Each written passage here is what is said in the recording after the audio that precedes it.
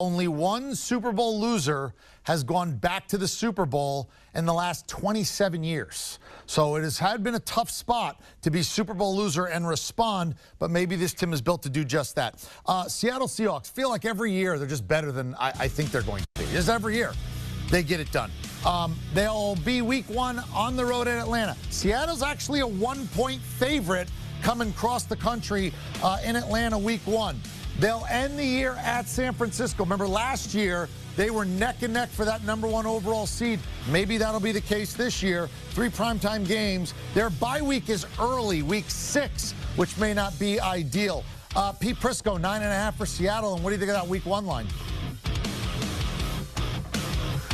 Yeah, I think they're going to win 9 games. I don't think they're going to get to 10. I think they win 9. Now, you look at their schedule. They got a ton of games on the East Coast. Now, they've handled that pretty well in the Russell Wilson, Pete Carroll era, but that's always tough to do, even if they're bad teams. I mean, they play at the Dolphins. They play, and then that's not a great team, but it's still at Buffalo, at Philly, so at the Redskins. There's some tough trips there for Seattle.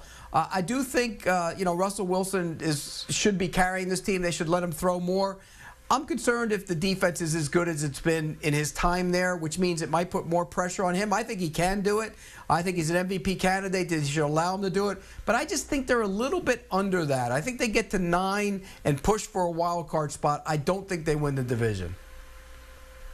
9's probably about right, and it doesn't have anything to do necessarily with the Seattle Seahawks. I think it has more to do with the other teams within the division. I think the Cardinals are going to be better. The Rams will probably be a little bit better, and they've got to play against the San Francisco 49ers twice. So it's a tough division. I think the toughest probably in the NFC outside of the NFC South. But if you're looking at their schedule, we're talking about all the travel and the road trips and all this stuff.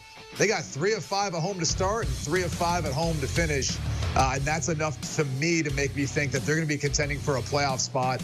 Seattle's one of the best teams playing at home, even though they handled the road well. And last year, that was kind of odd, them not playing quite as well at home.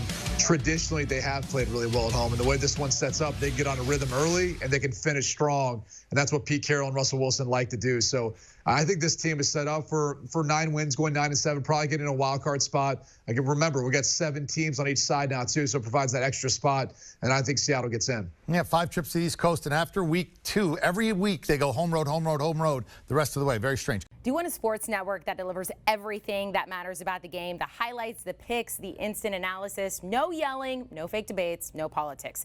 Hit the subscribe button and never miss a moment.